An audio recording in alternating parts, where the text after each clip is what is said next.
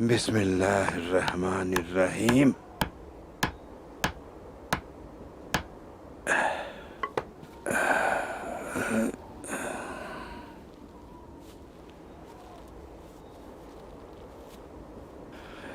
بسم اللہ.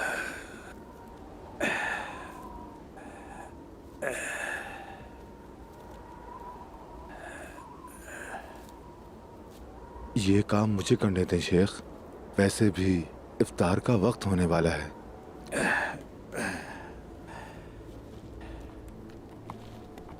کیا کام کرنا صرف تمہارا فرض ہے؟ کیا یہ میرا فرض نہیں ہے آقچا؟ استغفر اللہ شیخ.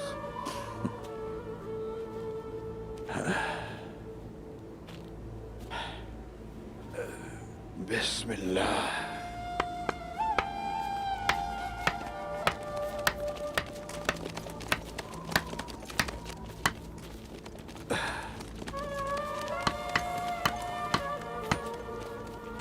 شیخ صاحب،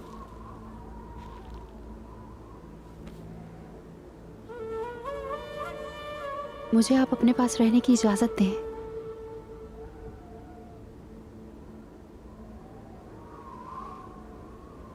بالکل صحیح وقت پر آئی ہو بیٹی. تم بارش کے پہلے قطرے کے بعد آئی ہو، خزاں کے بعد آنے والی بہار کی طرح آئی ہو. خوش آمدید. تم خوشی لائی ہو.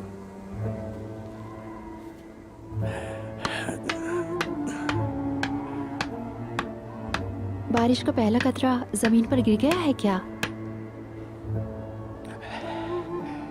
بالکل گر گیا ہے بیٹی. اللہ کے حکم سے ہم یہاں اپنی ایک درگاہ بنائیں.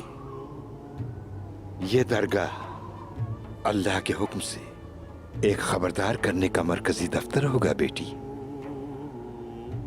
دشمن وحشی ہے، بلائیں اور مصیبتیں بڑھتی جا رہی ہیں،